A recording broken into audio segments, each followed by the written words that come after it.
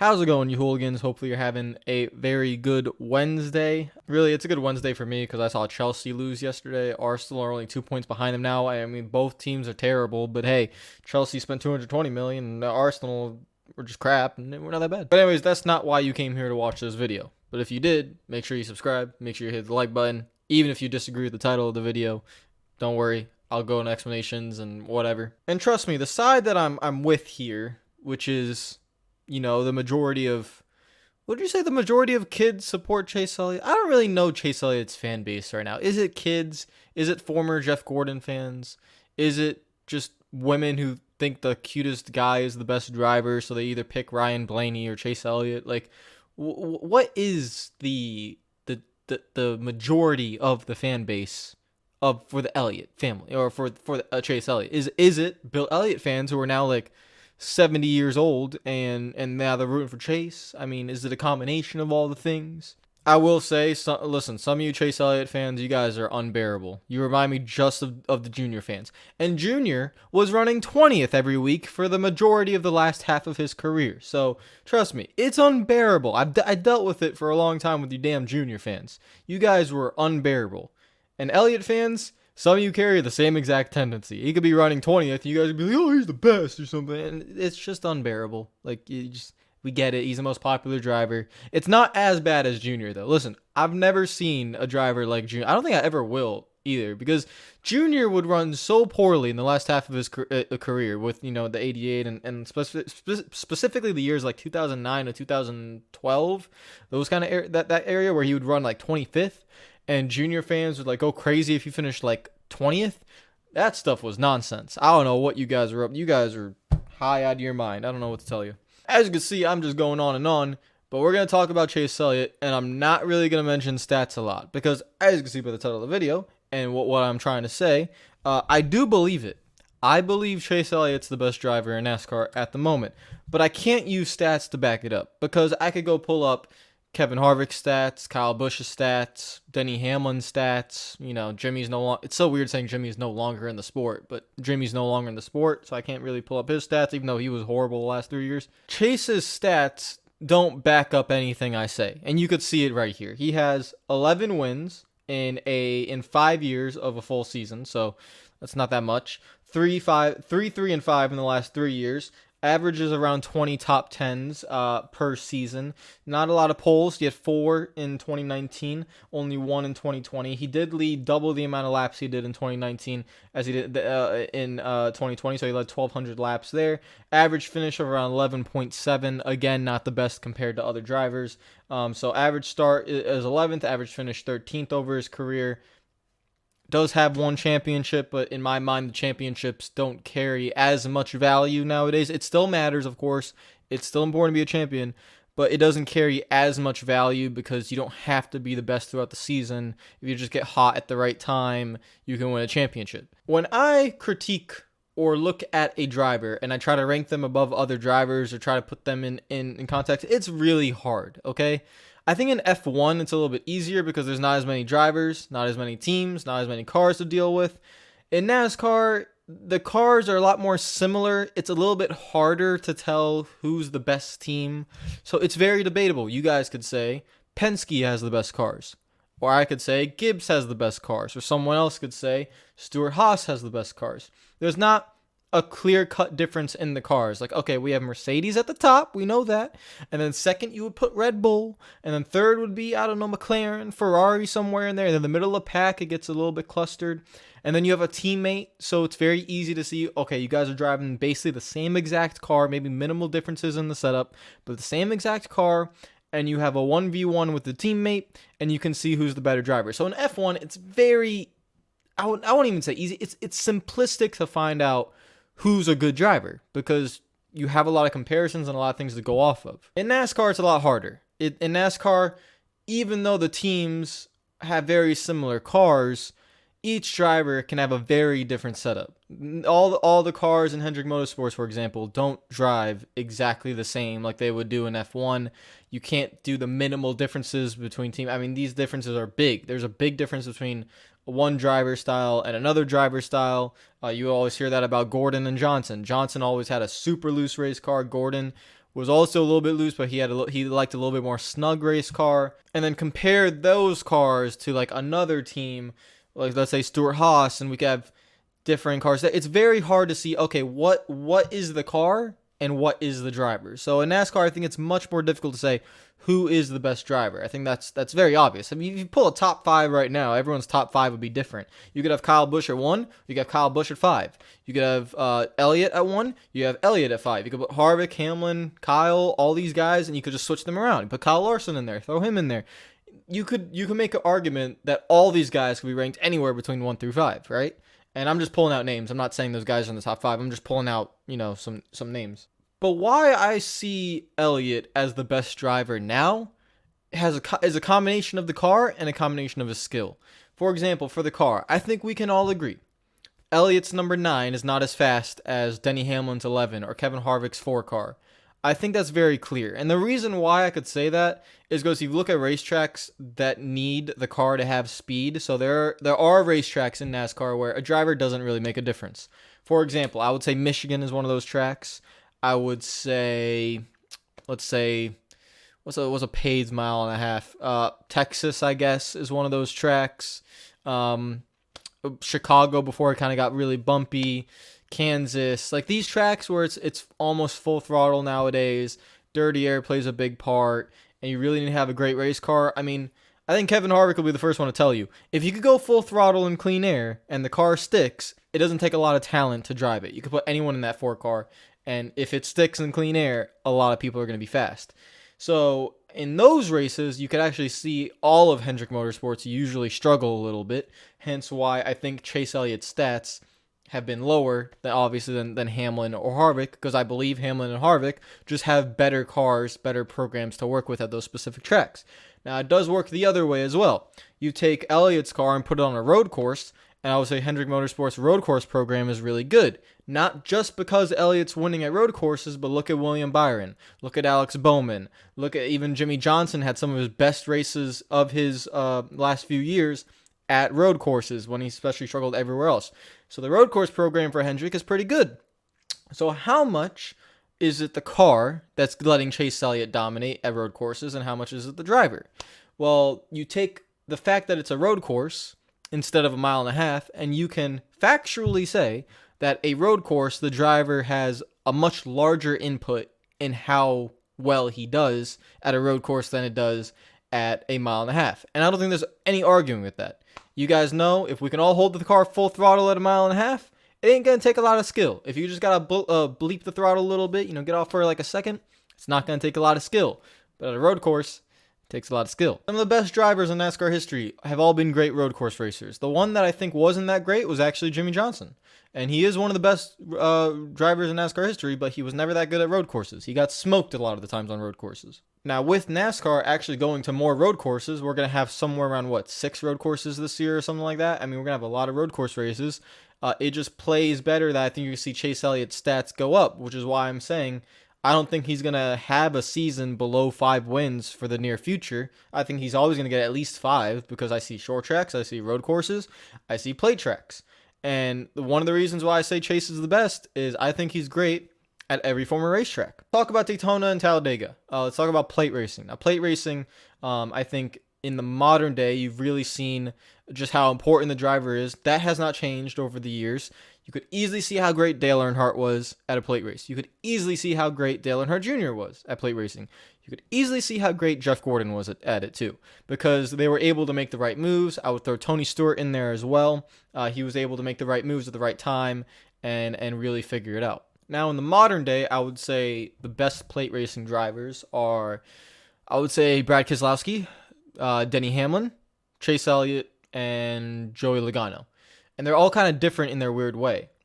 Joey Logano is the most aggressive. He puts the most aggressive blocks, makes the most aggressive moves, and I think Keselowski's second in that. And then I would put Denny Hamlin and Chase Elliott behind that in aggressiveness. I would say Denny's the better plate racer than Chase at the moment. And we could see, Denny's been fantastic at plate racing lately, and it's because he can match his aggressiveness with being patient. I think that's something Logano doesn't do all the time. He's like, all right, I got to get to the front. Don't make friends. Just make a move. Go fast. Work with my teammates. And sometimes people are like, well, Logano's too aggressive. It doesn't help him out. Whereas Denny is aggressive, but he's not overboard aggressive, and that's why usually at the end of races, he always finds himself in a good position. Now, I'm not going to pull up stats for plate races because, as you guys know, plate racing nowadays is a crapshoot. I mean, you could be running 30th with 3 to go and finish 5th by the time you get to the start-finish line because there's 3 green-white checkers, multiple cautions, ambulances have to come out on the track because someone's flipping down the damn backstretch. So I don't really take any account into actual results at a plate race. I look at the actual race, and it's actually very interesting because a plate race, now that more than ever, it's very important to watch the whole race. It wasn't like that before. It's very important to watch the whole race now because you can easily see who has it and who doesn't. And I think someone that struggles at plate racing is Kyle Busch. We could see he doesn't really do that well at Daytona. He doesn't do that well at Talladega because he just hasn't really gotten the hand of plate racing throughout his career. But guys like Hamlin, like Keselowski, like Elliott, like Logano, they do very, very well. So if I am saying Chase Elliott's the best driver, where would I put him in the super speedway category? I would say anywhere in the top 4, you could say. For me, I would put him second. I would put him third. I would put him third behind Keselowski, and I'll put him behind Denny Hamlin. So I didn't say this earlier, but road courses, I have Chase as the best. I don't think anyone's touching him on the road courses. Super speedways, I have him at third. So what about short tracks? I think those are the 3 tracks that are showcase a driver's skill the most, and there are specific mile and a halves that are worn out that I think show driver skill as well. But a super speedway showcases a driver's mental ability and his mental strength and able to make decisions on the fly and knowing where to put his car. Road courses, pure driver talent, brakes, gas, throttle, controlling the car, everything, pure driver skill at a road course. And short tracks, being able to be smooth but fast, control your tires, everything like that. Very similar to road courses. So we head over to short tracks, and where would I put Chase at short tracks? It's close to first. I don't know if it's first, but it's close. Now, throughout his career, Chase Elliott has been fantastic at Martinsville. He has won at Bristol already in the All-Star race, but he's also been very good at Bristol. One track that he outgoingly says he struggles at is Richmond. And I think Richmond is a very good driver's track, so it's kind of weird to see that he actually struggles there. But he has a few decent results there as well. Now, we are going to have more short tracks in the future. We'll only have one more coming in with the Auto Club version next year? So that'll be 4 short tracks. We need more than that, but hopefully that works out. You have tracks that are kind of like a short track, but they're not. Dover, I would say, is a bigger version of Bristol. New Hampshire kind of drives like a short track, and Elliott's results at Dover and New Hampshire have also been pretty good, and he's running well there too. If I had to put someone above Elliott at the short tracks, it would be difficult. I would say Hamlin's close. I would look at Hamlin, and I would look at Logano as well. I think Hamlin and Logano are very good at short tracks. So if I was looking at it, I'd maybe put Chase second. I don't know who I would put first. That's very debatable between Hamlin, Elliott, Logano. So I have Elliott as the best road course racer. I have him third in super speedways. I have him probably second at plate tracks. And mile and a halves, to be honest, guys, I don't take much account into mile and a halves because I just don't see it being that requiring that much driver skill. I mean, most of the tracks we go to that are mile and a half or 2 mile or 2.5 mile that doesn't act like a super speedway, it is just mainly the car. And I don't really, I mean, you could just see like sometimes Keselowski could dominate and then sometimes he'll run 15th. And it's not because he's a terrible driver or the best driver alive. It's just because the car doesn't work right. I think that's where those kind of tracks where the car matters the most. And I just legitimately can't tell who's great. And I think a showcase, I mean, I think Harvick is a great driver. And Harvick does extremely well at mile and a half. That's because he does have a fantastic car. You stick Harvick at Martinsville, and it's a track that he doesn't like. It doesn't fit his style. And every year, he is horrible at Martinsville. I'm not saying he's a bad driver. Obviously, you could go to Phoenix, right? That's another short track, and he can dominate Phoenix. So he's not a bad driver. It's just certain tracks fit to certain driver strengths. And so Martinsville is something I could easily see. Oh, who's good there, who's not. And like Kansas or Texas, I don't know who's good there and who's not. It's different every year depending on the car you have. I don't know. Back in the day, it was the same. You had Carl Edwards, Greg Biffle, Harvick even still. They go to Martinsville, they run 20th. And then you have like Jeff Gordon, Jimmy Johnson, Denny Hamlin, Kyle Busch. They're running up front at Martinsville every year. And that's just because that track, they know how to drive it. And Martinsville is one of the biggest learning tracks out there. Everyone knows that. I also love Chase's driving style. If you actually watch a race, there are times where, I think it was especially Phoenix. If I have a clip, I'll pull it up. He has one of the most relaxed driving styles where you could literally look through the windshield and he's just resting his head along the side of the cockpit. It's the headrest. So in the cockpit, you have the two headrests, and Chase will just lean his head to the left, and he'll just rest his head there. As you guys know, a lot of drivers do that. It's kind of a weird thing. You lean your head to the left while you turn to the left, and I don't know. It's a weird thing drivers do. It's just natural habit thing. I don't know. But you can see him in the car, and he just looks smooth. He looks relaxed. He doesn't fight the wheel a lot. And that's something that I noticed as well. And it's something really weird. I mean, I'm sure a lot of other drivers do it. Well, with Chase, it's very noticeable. Just see how relaxed he is in the car and how smooth he is. And it's growing. And he is only, 25 years old? 20, 26, 25, somewhere around there. I mean, he hasn't even hit his prime yet. And he already has one championship, even though I said that doesn't, it doesn't value as much as I think it does in the past. Guys he's competing against, I think, have better race cars than him. I thought Denny Hamlin had a better race car than him throughout the season. I thought Keselowski had better race cars at mile and a halfs. I thought Harvick obviously had a better race car at a majority of tracks, and he's still pulling out 5 wins, and he's still competing, and he's still killing the road courses. Although I could say Hendrick Motorsports road course program as well is very good, so compared to the other guys. Now this is just my opinion as well, guys. You guys can let me know what you think. In my opinion, he's the best driver out there. And a close second, I can't say what's going to happen because I still haven't seen this guy in great equipment. But we have to see what Kyle Larson does. I am still the biggest believer in Kyle Larson. If anything, I think Larson could be better than Chase. I just haven't seen him in the equipment. I've been saying this for years. I never wanted him at Ganassi.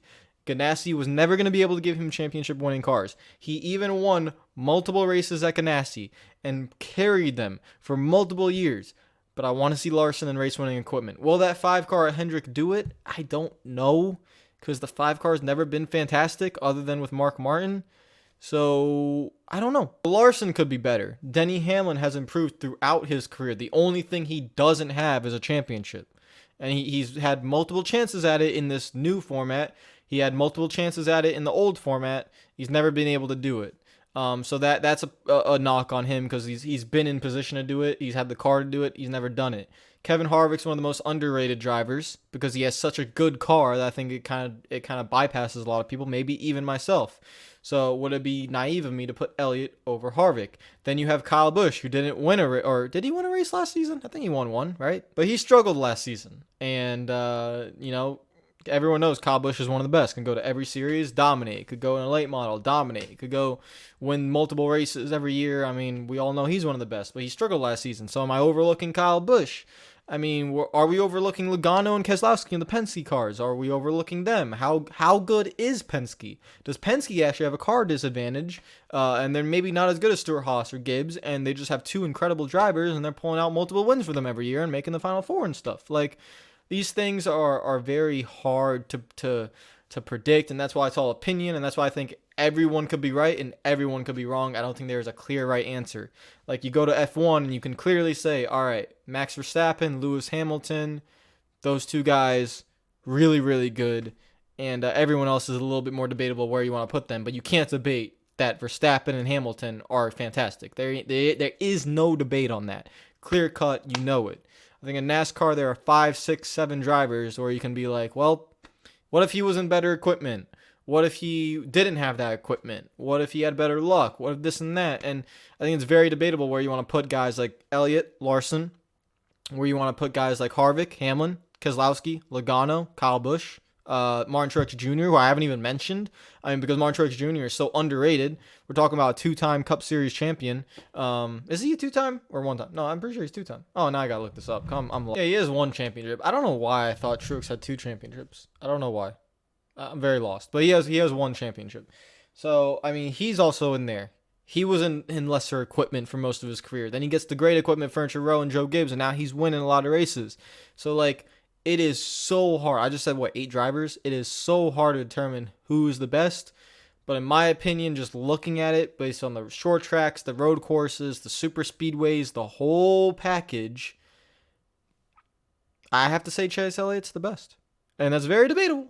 But right now, I think he is. And so we will see what he does in this upcoming season. This season's very important for him. Now he has to build. I think anything less than 5 wins is a failure. I'm even expecting more, 6, 7. I mean, you have 6 road courses on the schedule. You got to win at least half of those with the skill that you have.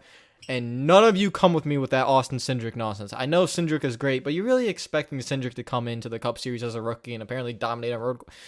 Man, what is wrong with you people? Maybe in a few years, but come on, man. Like, I know I'm not up to par in the Xfinity and the Truck Series, but y'all crazy. Y'all really, really? Like, someone could just walk into the Cup Series and just dominate road courses? What is wrong?